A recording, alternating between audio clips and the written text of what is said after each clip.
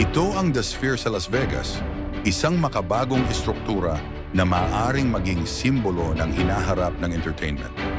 Hindi ito isang ordinaryong gusali, kundi isang inobasyon na naglalayong baguhin ang paraan ng ating panonood at pakikilahok sa mga pagtatanghal.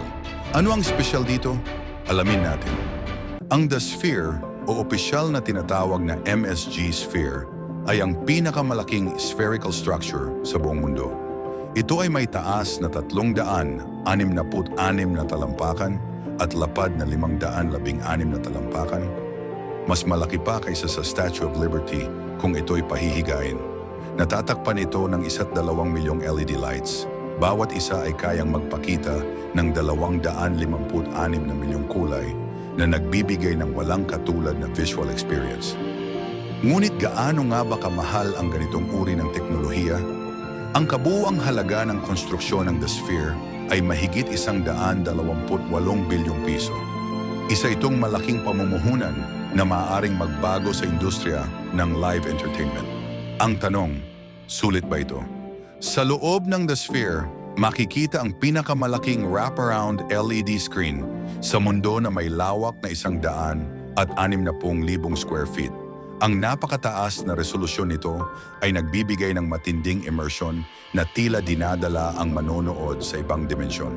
Bukod dito, ang napakahusay nitong sound system na binubuo ng 160,000 speakers at upuang may haptic feedback ay nagbibigay ng hindi malalimutang karanasan.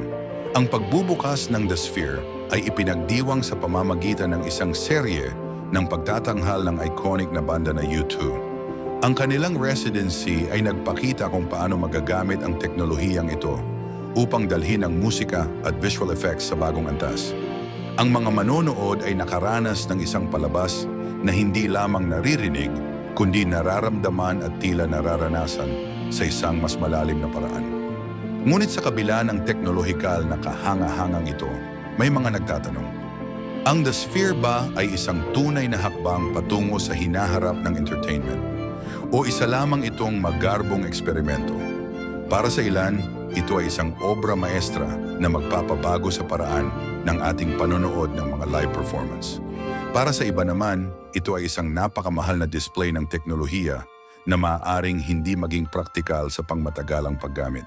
Anuman ang pananaw ng publiko, hindi maikakaila na ang The Sphere ay isang testamento sa kakayahan ng tao na lumikha ng mga estrukturang nagtatakda ng bagong pamantayan sa teknolohiya at sining.